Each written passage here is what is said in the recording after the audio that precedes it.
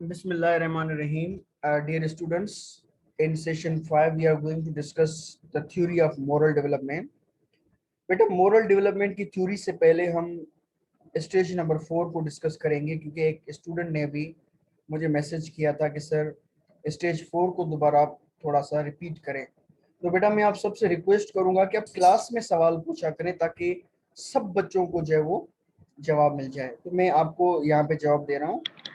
बेटा चौथी stage formal operational stage होती है, जो कि 12 से लेकर यानी जवान होने तक ये स्टेज चलती है।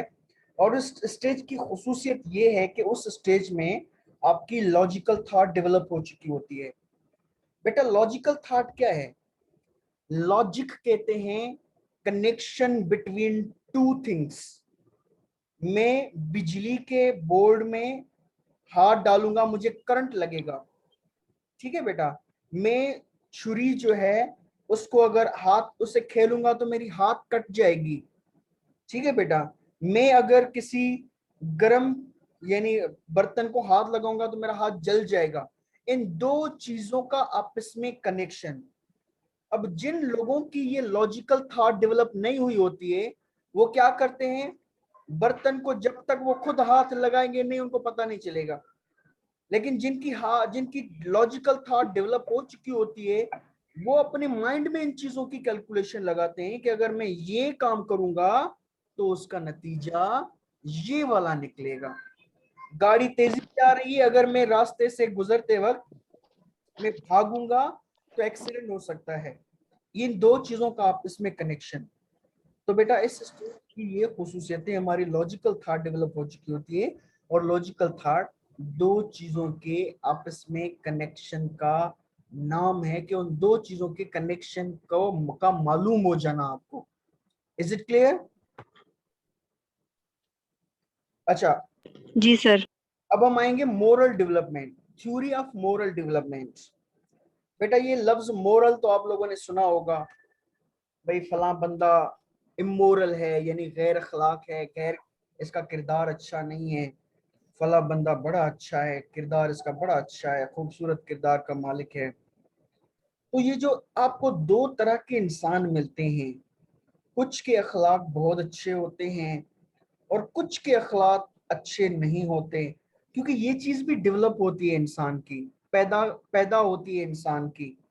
माहौल में रह रहकर ये चीजें सीखता है बंदा। तो इस पर एक साइकोलॉजिस्ट था जिसका नाम है कोहलबर्ग। Kohlberg, Lawrence Kohlberg. बेटा ये डेवलपमेंटल साइकोलॉजिस्ट था, लॉरेंस कोहलबर्ग। बेटा इसने ये भी जीन पियागेट के कॉग्निटिव डेवलपमेंट थ्योरी से मुतासिर था। उसने भी डेवलपमेंट्स बताई थी कि भाई ये डेवलपमेंट्स होती हैं आपके माइंड की, कॉग्निशन की, कि इन स्टेजेस से गुजरकर आपकी कॉग्निशन डेवलप होती है। तो इस बंदे ने उस कॉन्सेप्ट को अप्लाई किया मोरालिटी पर। इसने कहा कि मोरालिटी की भी स्टेजेस होती हैं और उन स्टेजेस से गुजरकर लोग जो है वो मोरल बनते हैं। अब इसने तीन स्टेजेस बताई हैं, तीन कैटेगरीज, तीन स्टेजेस बताई हैं। बेटा इन तीन स्टेजेस को जब हम पढ़ेंगे तो हम अपने आप को भी गेज कर सकते हैं, अपने आप को भी जज कर सकते हैं कि मैं किस लेवल में पाया जाता हूं। ठीक है बेटा। नॉर्मली क्या होता है, जो फर्स्ट स्टेज हम डिस्कस करने जा रहे हैं, 60 to 70% लोग, बल्कि यानी इतने तकरीबन 60 to 65% लोग फर्स्ट स्टेज में पाए जाते हैं। 35% लोग जो हैं या 30% लोग जो है वो सेकंड स्टेज में पाए जाते हैं। और बहुत ही कम तादाद यानी 5% लोग होते हैं जो थर्ड स्टेज में पहुंच जाते हैं, मोरालिटी, जिनको आप देखते हैं आप कहते हैं भाई ये लोग तो फरिश्ता किस्म के इंसान हैं। तो ये थर्ड स्टेज में चल रहे होते हैं।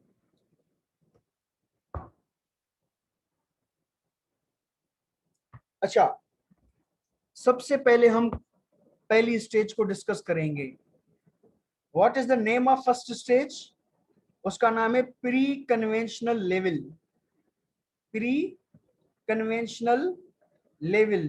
अच्छा बेटा कन्वेंशनल क्या होता है? Convention, convention, conventional. बेटा ये जो लफ्ज कन्वेंशनल है, इससे मुराद है आम सोसाइटी के जो लोग हैं उनका उनका तौर तरीका, उनकी कंडक्ट, उसको आप कहते हैं कन्वेंशनल। यानी आम लोग, आम रवाजी, उसको हम कहते हैं कन्वेंशनल।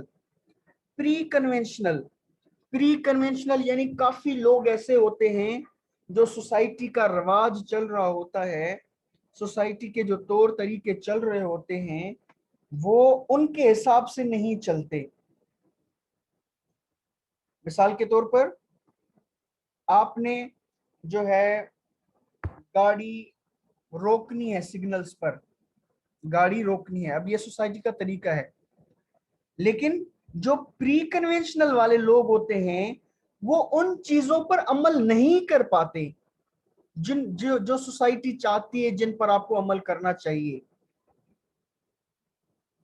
अब इस स्टेज को थोड़ा डिस्कस करते हैं। This level is characteristic of most children under 9 years of age. यानी बेटा 9 साल और 9 साल से कम जितने भी बच्चे होते हैं वो इस लेवल में पाए जाते हैं, कन्वेंशनल लेवल में पाए जाते हैं।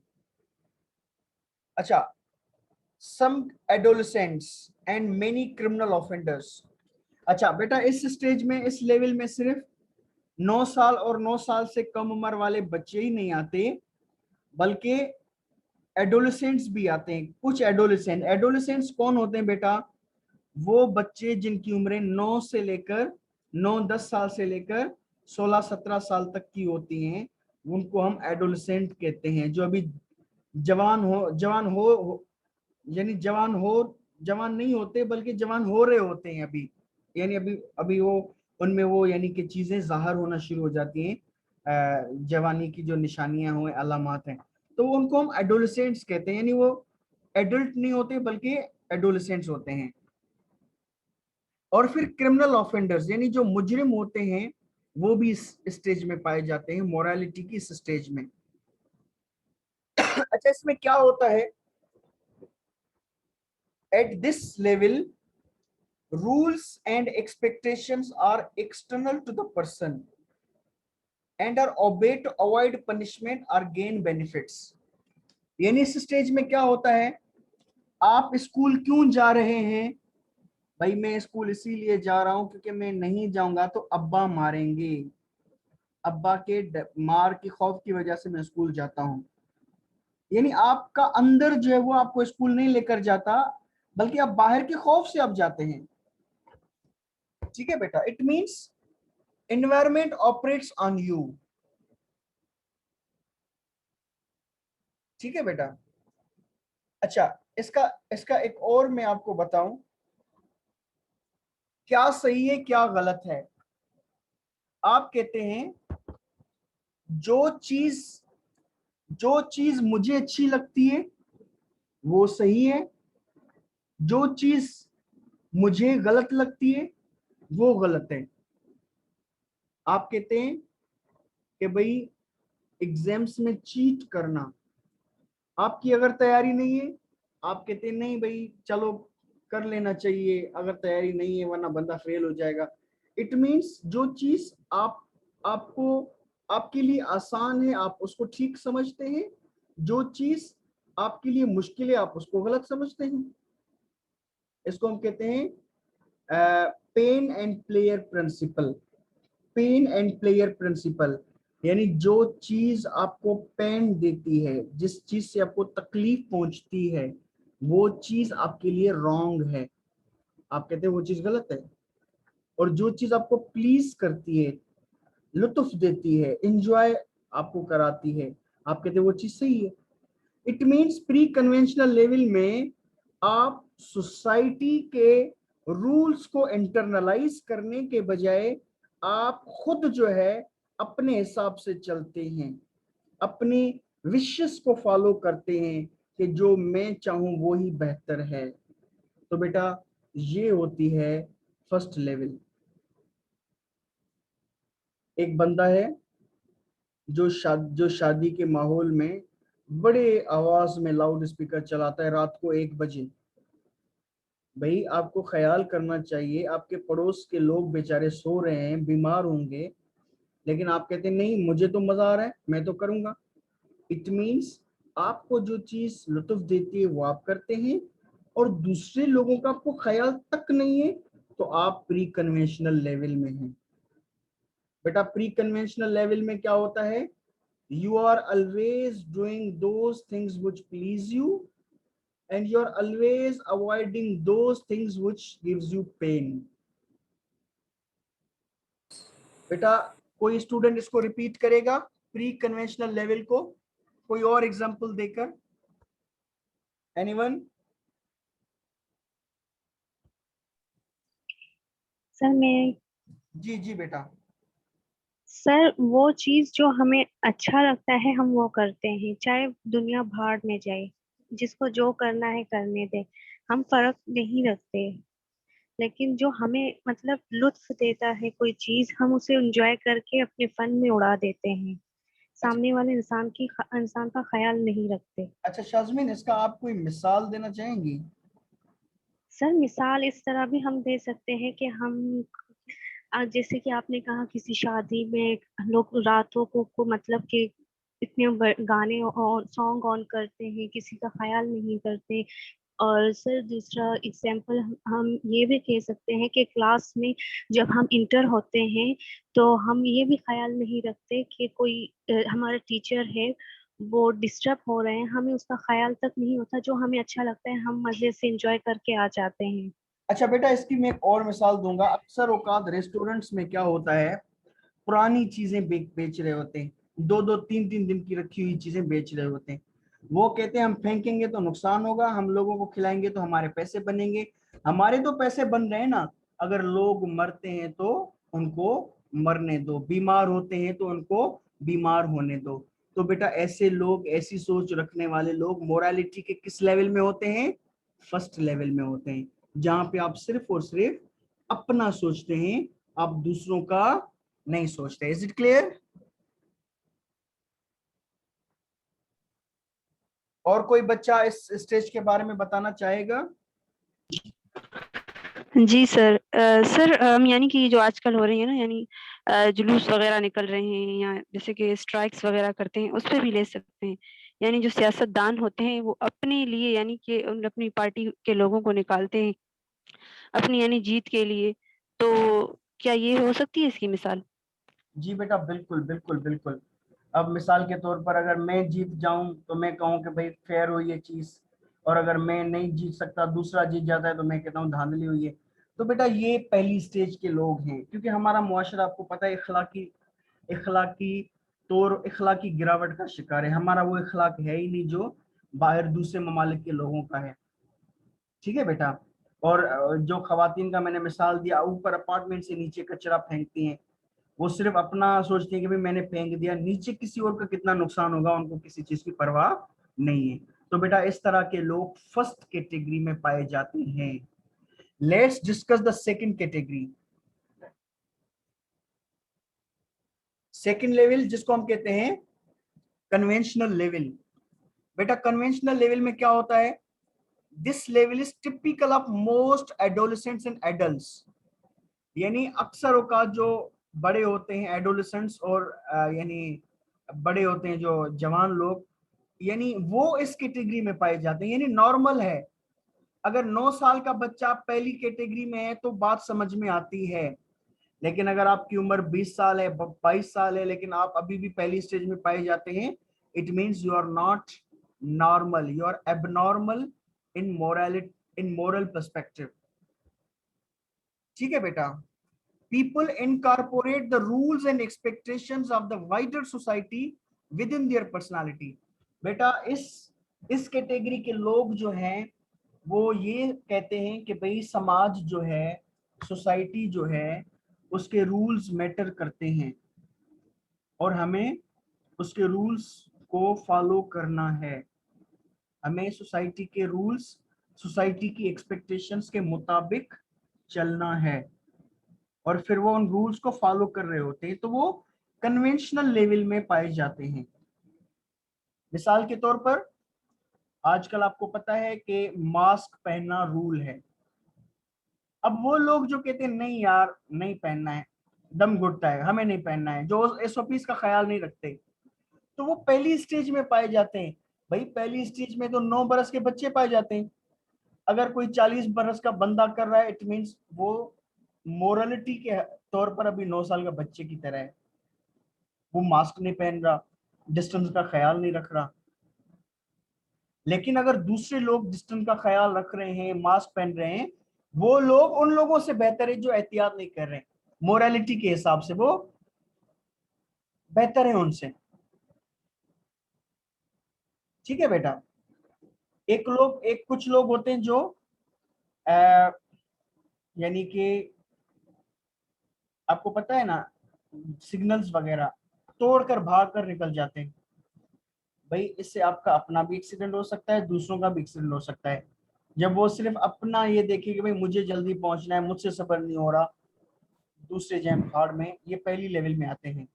लेकिन वो जो वहां पे सिग्नल पे खड़े होते हैं, वो खड़े होने वाले अखलाकियाती तौर पर उन लोगों से बेहतर होते हैं जो सिग्नल तोड़कर चले जाते हैं, और वो लोग दूसरी स्टेज में पाए जाते हैं, और सिग्नल तोड़ने वाले पहली स्टेज में पाए जाते हैं।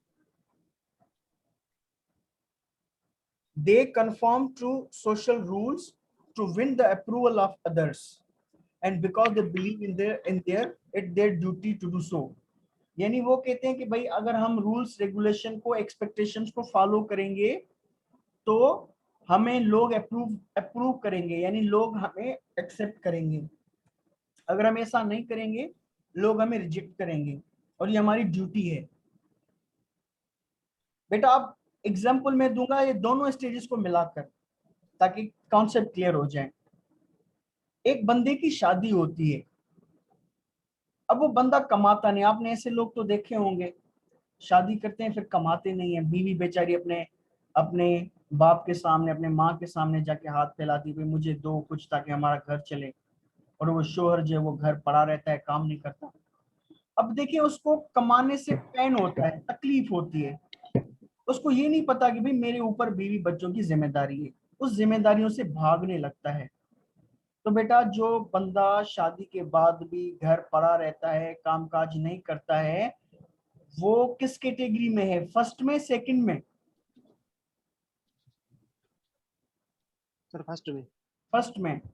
और शादी करने के बाद कमाता है, बीवी बच्चे के लिए कमा कर लाता है, उनको कपड़े वगैरह दिलाता है, हर चीज का ख्याल रखता है, यानी वो बंदा सेकंड स्टेज में पाया जाता है।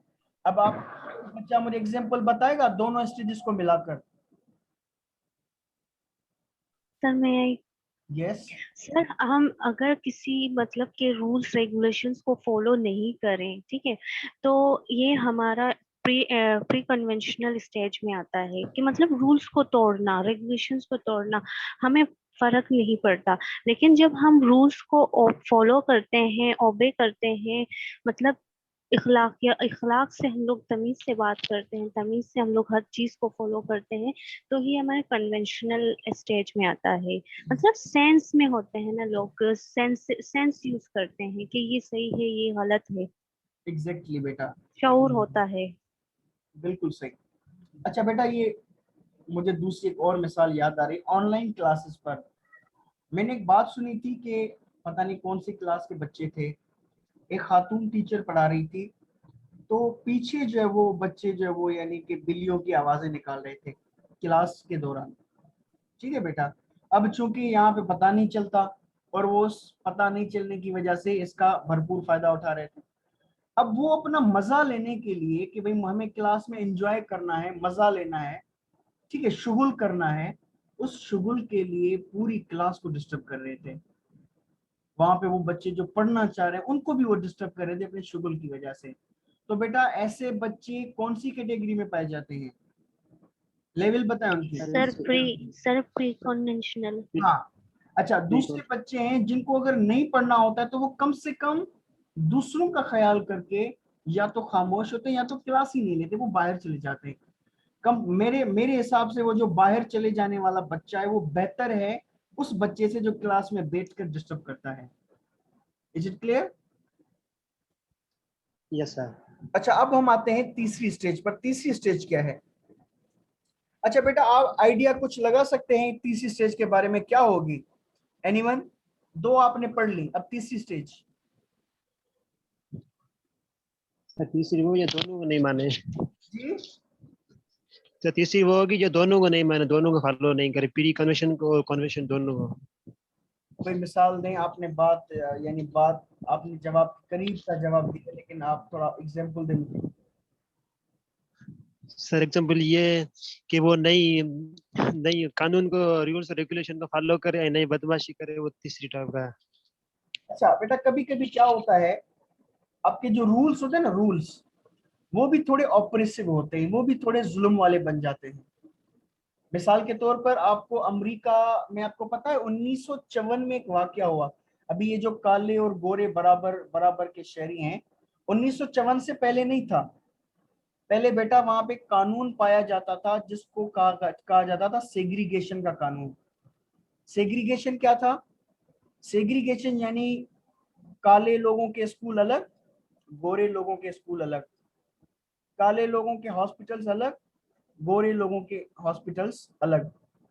इवन वॉशरूम में एक तस्वीर दिखाई गई, वॉश बेसन और उसके सामने जो मिरर लगा होता है वॉशरूम्स में अक्सर, तो गोरे का बहुत ज्यादा फैंसी आईना, फैंसी वॉश बेसन, फैंसी, और जो काला था उसका एक सादा सा आईना, सादा सा वॉश बेसन।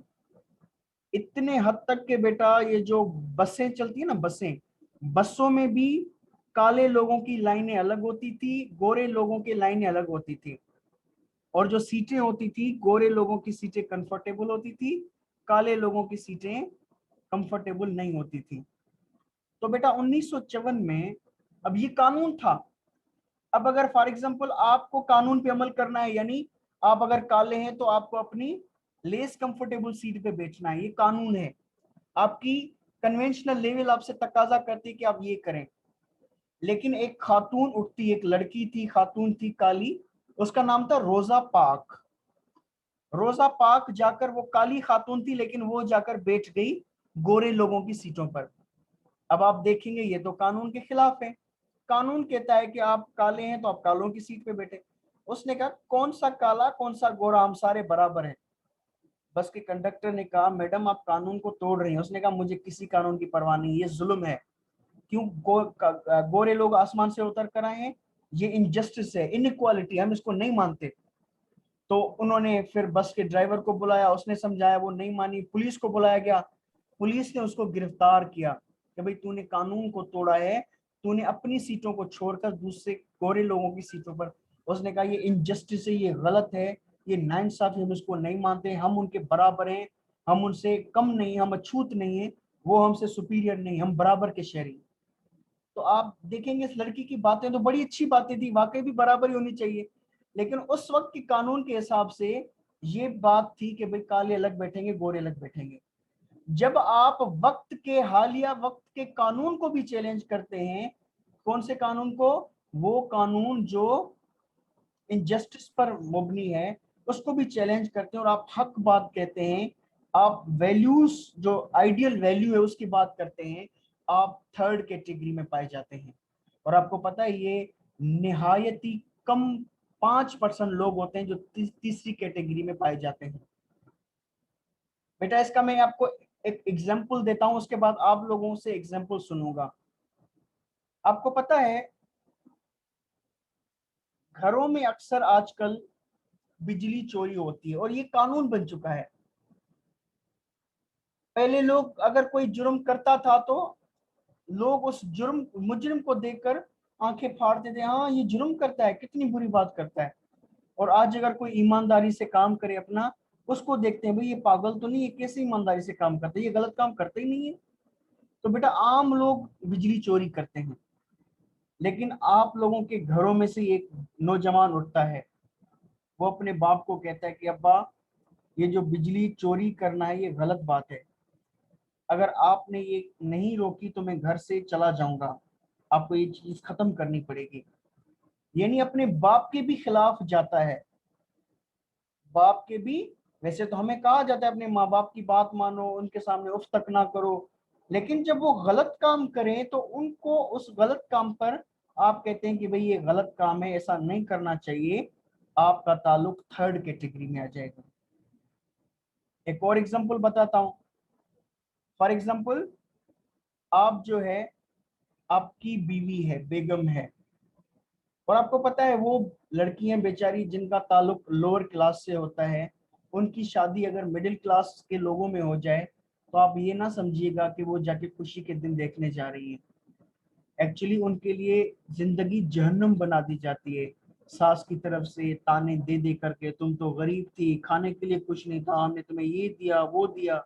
एक एक दिन उनका यानी अजाब में चला जाता है। अब अगर आपके घर का ये माहौल है, आपकी बहनें, आपकी माँ, आपकी बीवी के लिए यानी माहौल बहुत बड़ा यानी मुश्किल बना दिया है, आपको कहते हैं इसको मारो, इसको पीटो, इसको ये ना दो, इसको ये ना दो, इसके लिए तुम क्यों बाहर से चीजें लाते हो। तो अगर आप अपनी माँ की बात मानकर बैठ जाते हैं, आप फिर दूसरी कैटेगरी में आ गए, ठीक है। लेकिन अगर आप कहते हैं कि नहीं माँ वो भी किसी की बेटी है, मैं उसको बया कर लाया हूँ, उसकी खुशी और उसकी गमी का जिम्मेदार मैं हूँ, मैं आपका अच्छी बात में तो फरमान बरदारी कर सकता हूँ, लेकिन अगर आप कोई गलत बात कहेंगे तो मैं उस पर कभी भी अमल नहीं करूंगा। आप मैं ऐसा नहीं कर सकता। इट मीन्स आप अगर अपनी माँ के भी खिलाफ जा रहे हैं, अगर वो आपको गलत काम कर कह रही है, it means you belong to third category. तीसरी बात, फॉर एग्जाम्पल काफी आजकल खवातीन होती हैं माशाल्लाह समझी होती हैं, तो वो शोहर और बाप के दरमियान उनको कोई चुनना होता है तो वो शोहर को चुनती है, क्योंकि शादी के बाद हमारा मजहब भी कहता है कि आपको अपने मियाँ के पीछे जाना है, अपने बाप के पीछे नहीं जाने। कुछ खवातीन को यानी उनके पेरेंट्स कहते हैं भाई तुम वापस आ जाओ, हम नहीं छोड़ेंगे आपके ससुरालियों को, आपके शोहर को नहीं छोड़ेंगे। अब वो वाकई भी वापस चली जाती है, तो वो सेकंड कैटेगरी में है। लेकिन थर्ड कैटेगरी में वो कहे कि नहीं भाई, मैं अपने मियाँ की बात को कायम करूंगी, मुझे उसके खिलाफ बिल्कुल नहीं जाना है, ठीक है। तो it means you belong to third category. जी बेटा, नाउ फोरन इज ओपन टू यू। आप लोगों ने एग्जांपल बताने सर के लिए, ठीक है। सर एक एग्जांपल ये भी हो सकती है कि अगर हम लोग फैमिली में देखें, अनजस्टिस बहुत ज्यादा होती है बहन भाइयों में, ठीक है। पेरेंट्स ज्यादातर अनजस्टिस इस तरह करते हैं कि अगर कोई मतलब बहन भाइयों में से कोई खूबसूरत हो तो उसको ज्यादा रुतबा देते हैं, एक ये। और सर कलर कॉम्प्लेक्शन का भी डिफरेंस करते हैं। जी जी बेटा, तीसरी तीसरी लेवल का कोई और example, anyone? Hello Zara Fayaz, Zara are you here?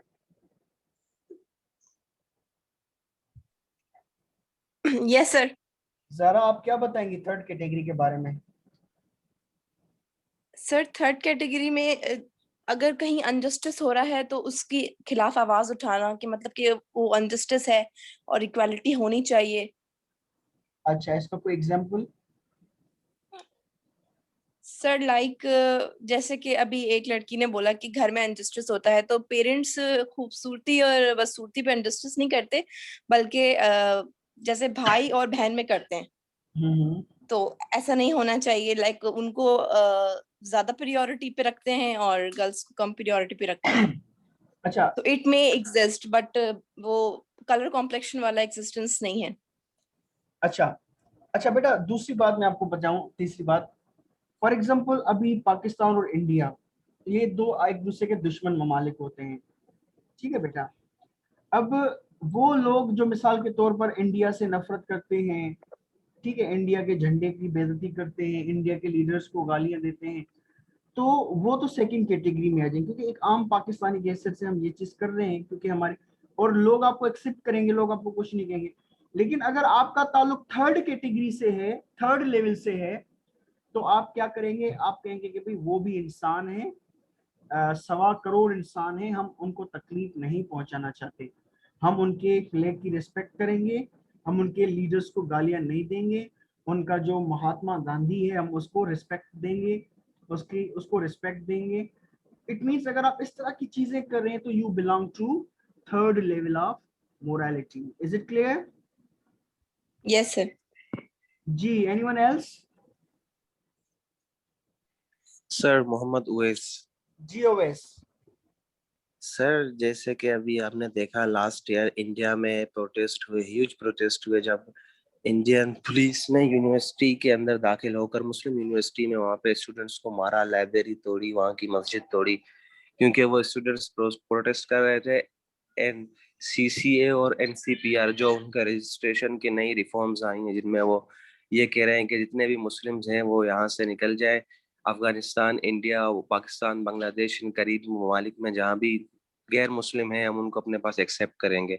तो यहाँ इस सिचुएशन में इंडियन मुस्लिम स्टूडेंट्स ने काफी बड़ा रोल प्ले किया और उन्होंने काफी ज्यादा प्रोटेस्ट किया था सर। जी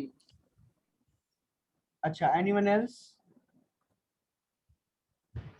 चले ठीक है बेटा, मैं उम्मीद करता हूं कि आपने ये तीनों जो है वो समझ लिए होंगे, तीनों लेवल।